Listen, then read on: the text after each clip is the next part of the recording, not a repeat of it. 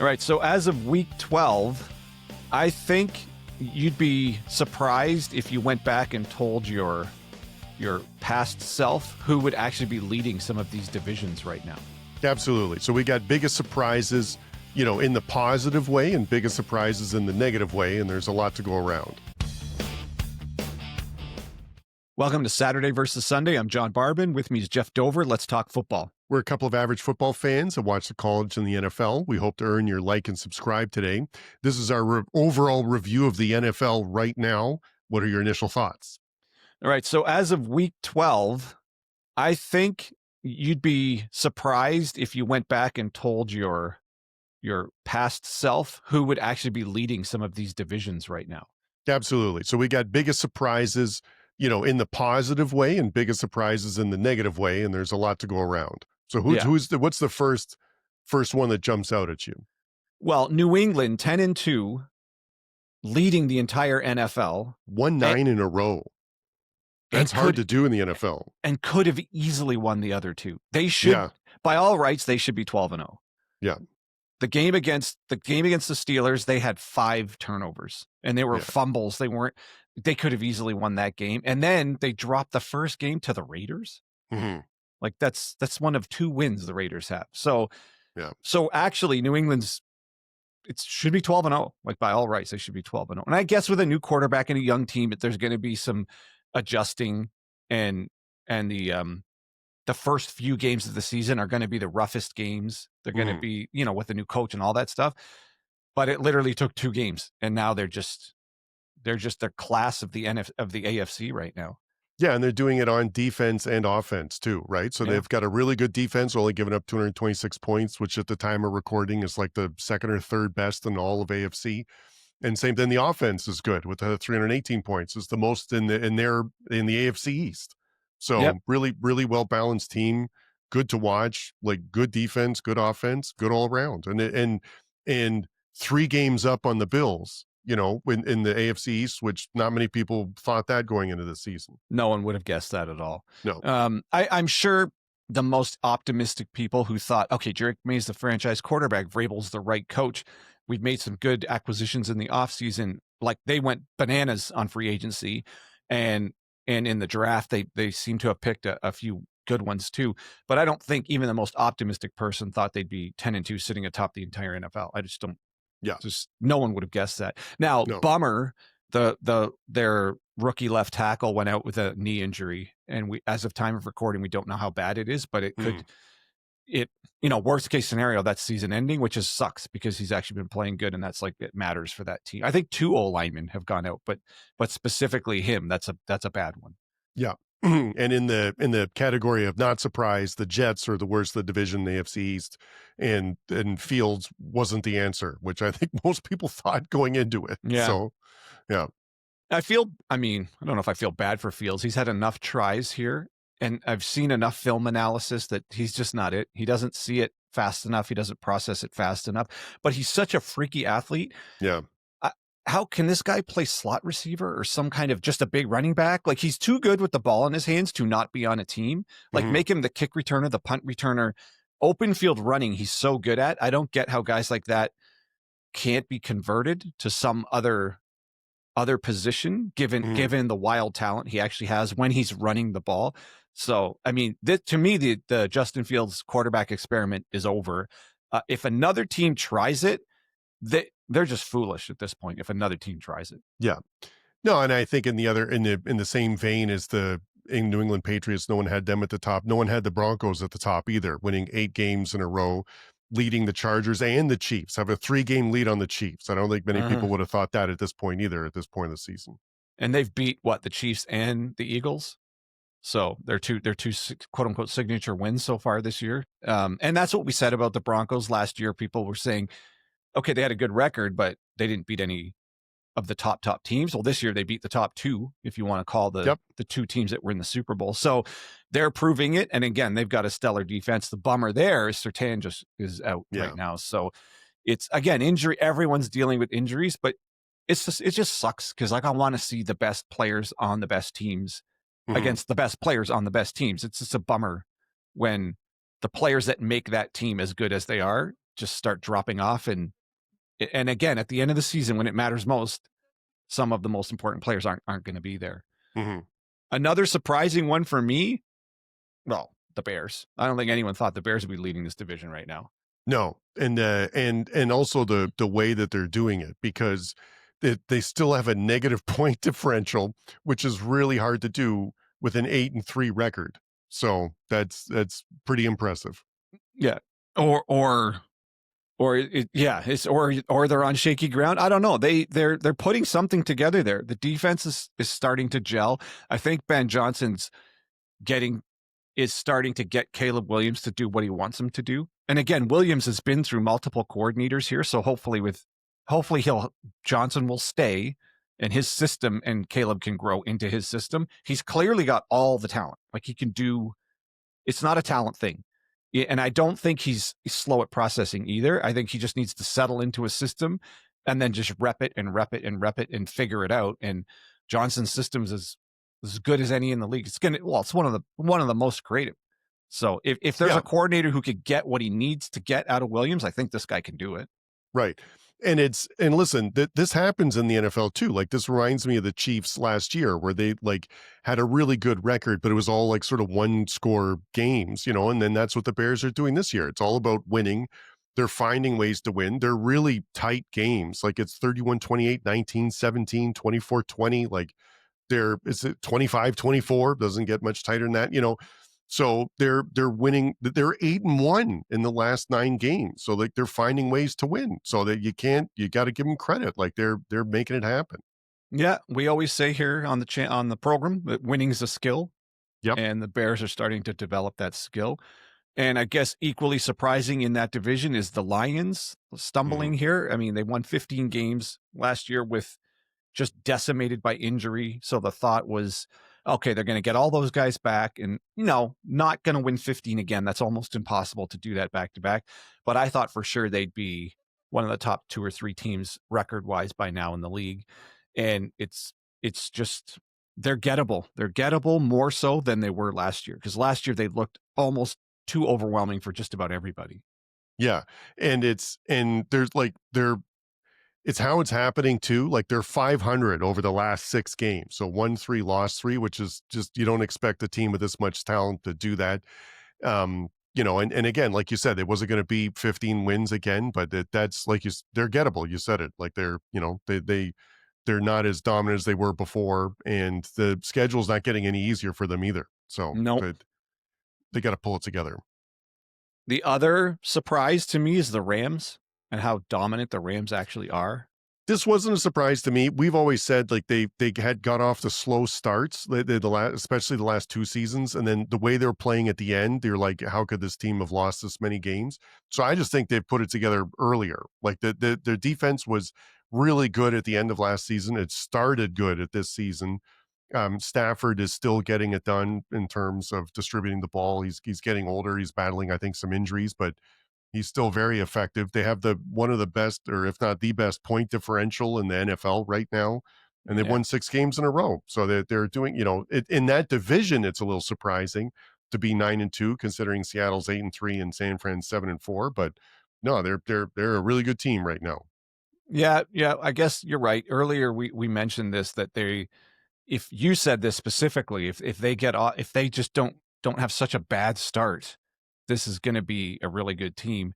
And now they look like the NFC favorites to me. Like, they're just so powerful right now. That offense. The other thing, do you remember at the beginning of the season, it was questionable whether Stafford was even going to be able to play, like back injury, whatever it was the sort of injury that's not acute, like, oh, it's a broken leg. It's like, oh, his back is messed up in a way where we don't know if whatever's going on actually heals, or if it's just perpetually like sore and slowing him down, or whatever. And instead he looks like MVP level Stafford.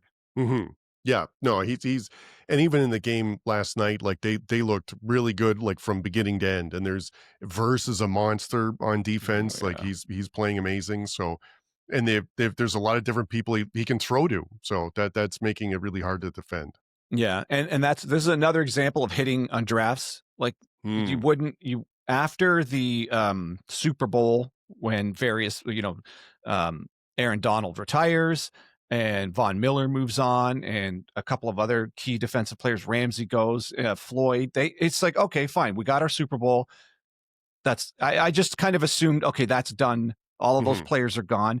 And instead they hit home runs in the draft all over the place. Now they have one of the best defenses in the league. That's also one of the cheapest.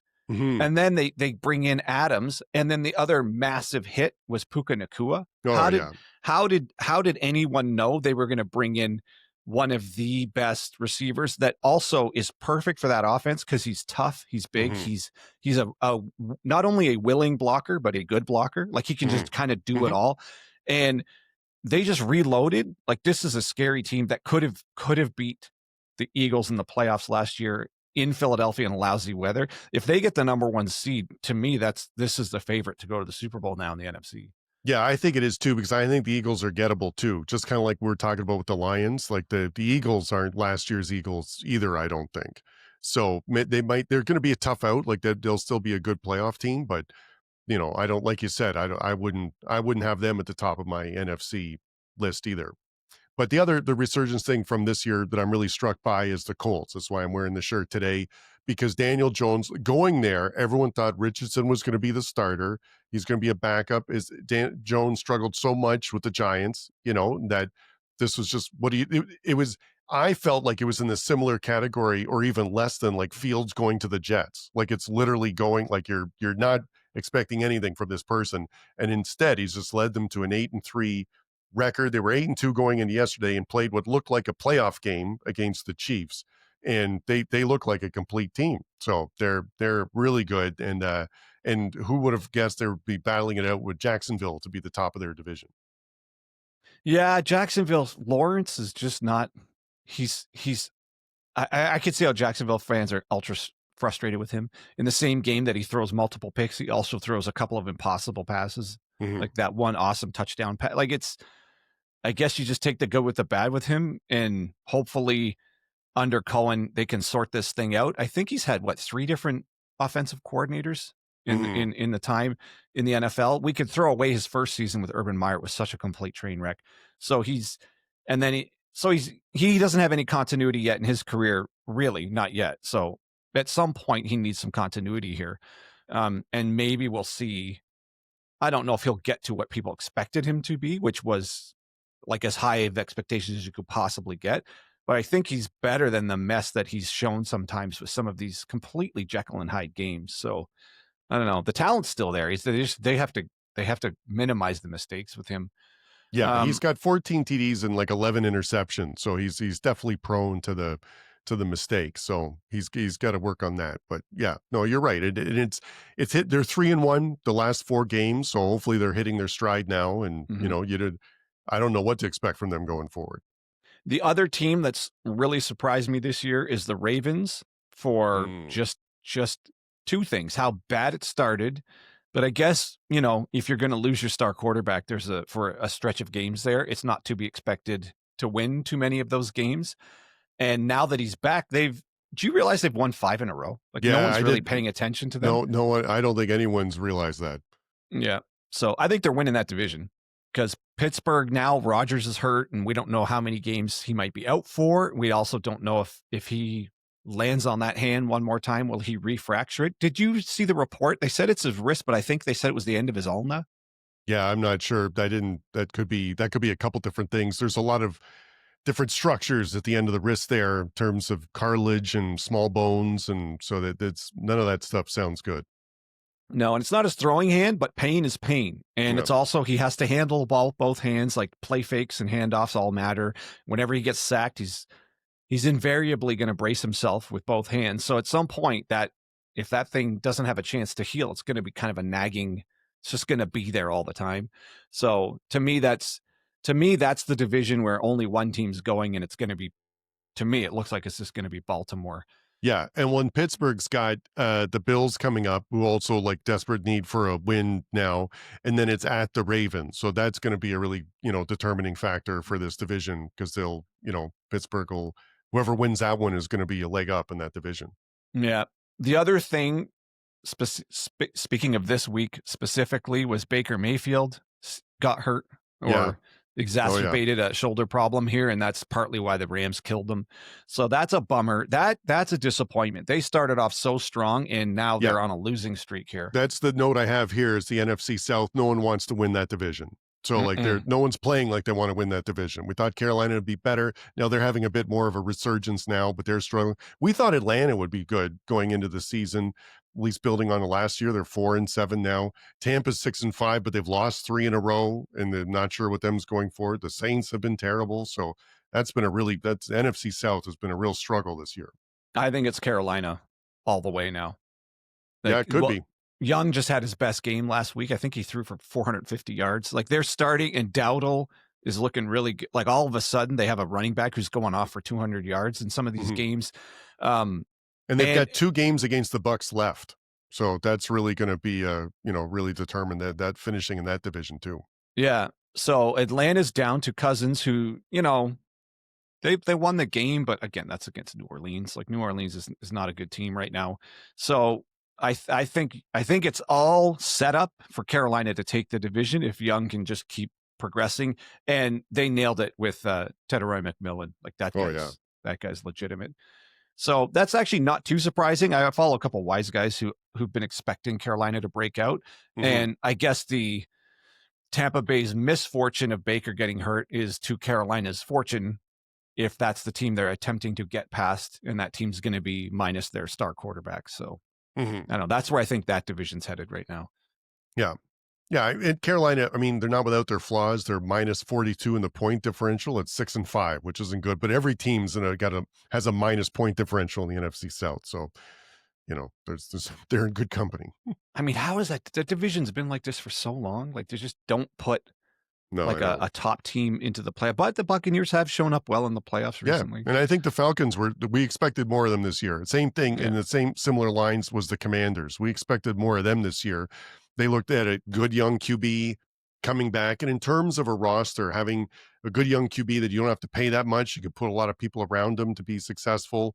Thought that would be really good. They're 3-8 right now, and they've lost 6 in a row. Like I know he's been hurt. I know he's been hurt, but still, like that is a big fall.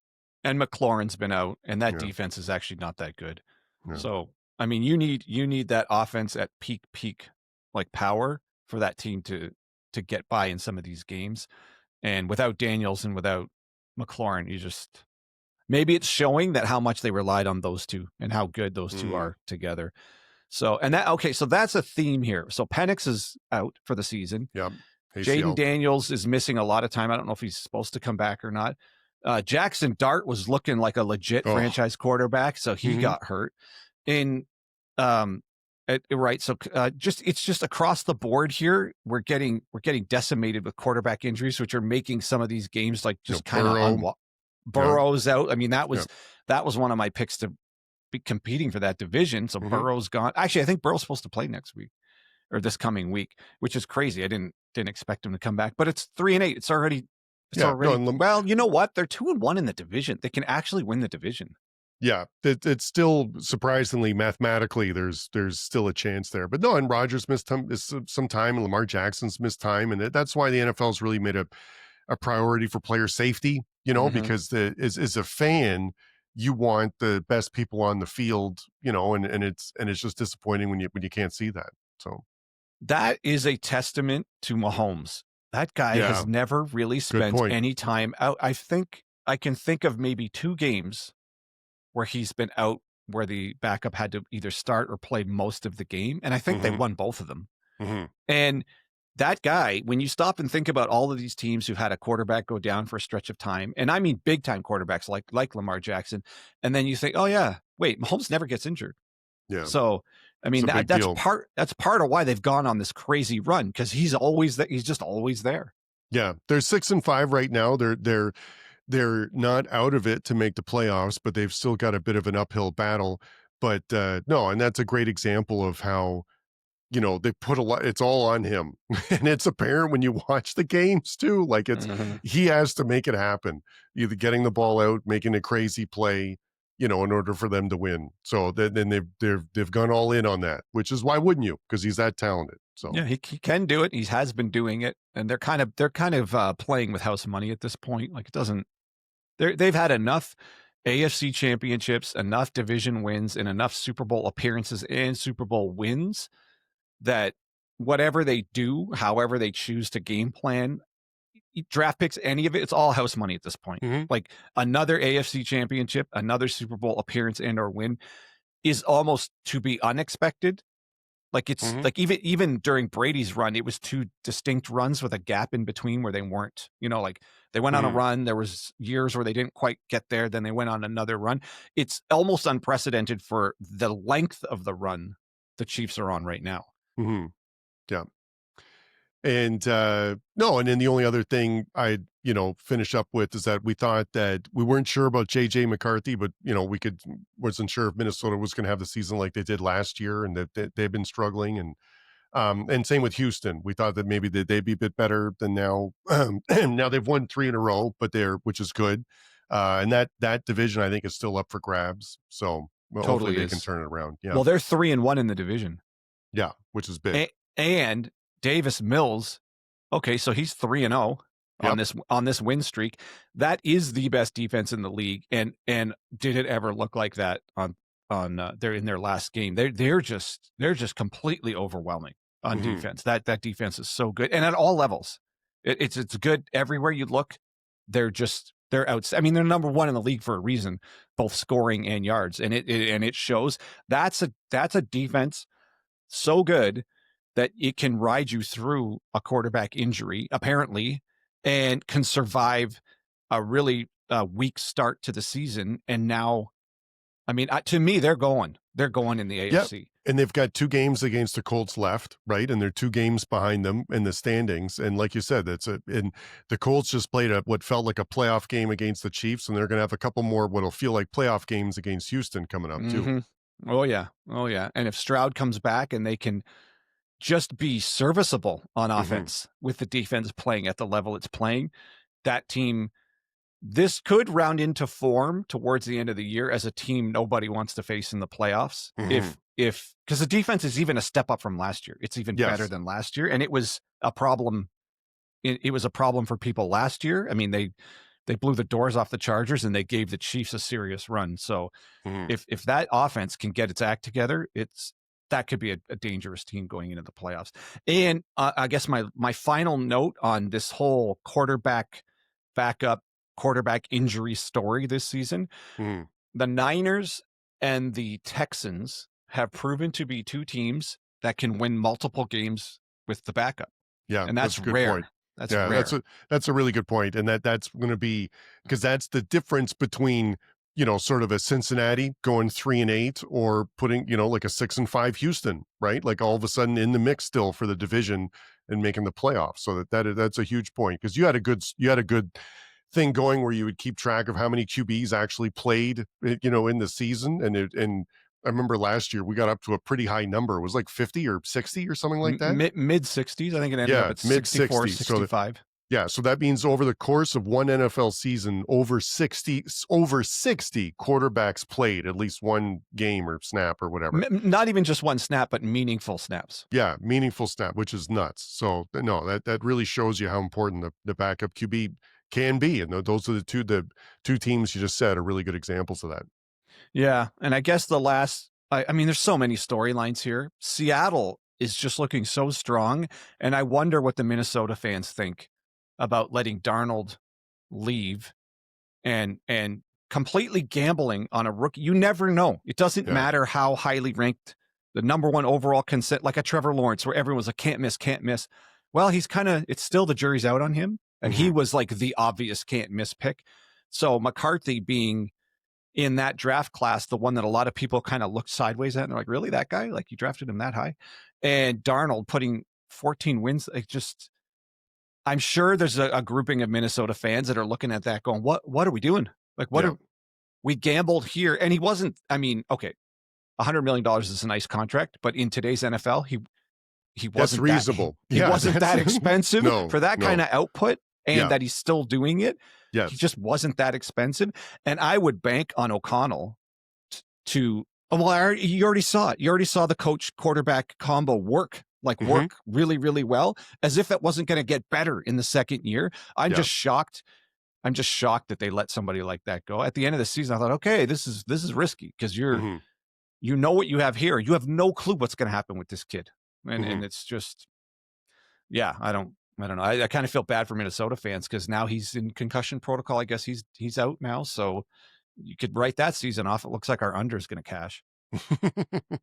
Yeah, we had that. We picked the what was it under? I can't remember how many wins it was, but it was Whatever it is. I think it's going to cash. I think we're going to be all right. Yeah. And then Arizona. I mean, Kyler Murray's just a healthy scratch. Yeah. Is he done there? Is that it for him as a starting quarterback? That's a great question. He hasn't done enough to justify otherwise so far. So not this season. And they made some. I think they hit on a few picks. So Nolan got a pick 6. Yep. Yeah, which was kind of funny. So he's just, I don't know, man. The injury bug has really derailed some of these seasons, but a couple of teams like the Niners and Texans specifically have shown they can go too deep at quarterback, which almost nobody can do. No. But and some Arizona fans would argue Arizona could too, like in terms of Jacoby Brissett, who's been a bit of a journeyman going around, but 33 for 49 for over 300 yards and a TD. I mean, it's not bad. So yeah, that's true. But he's obviously not the future either. So no. So anyways, so I mean that's just our reaction to week 12. I guess more where the league is at the moment and who's the surprises right now. Right, because we're getting the point where things are separating, and that there's going to be the Giants, unfortunately, the only team eliminated from the playoffs right now, but that has potentially the most exciting quarterback playing right now is in Jameis Winston. Oh, so which is too bad. But I mean, that's the point where we are in the season. Some teams are separating themselves, and there's some other big games coming up that's really going to decide who makes the playoffs. Yeah, regardless if he can win a game, Jameis Winston's pure entertainment. He's the best thing on TV, and he's a gift. He's a gift to humanity. He's so much fun to watch. So, I mean, I'll watch a Jameis Winston game over anybody else every time. Yeah, because he's just pure entertainment. Win or lose, he's fun. Anyways, that's all. You got anything else on your notes? That's it for me. All right. Well, if you're still with us, we appreciate you checking out the channel. We know it's small. We just started it last year. So if you like what we have going on and you'd like to support us, a like and a subscribe would go a long way, and we'd really appreciate it. So for Jeff Dover, I'm John Barbin, and that's your Saturday versus Sunday podcast.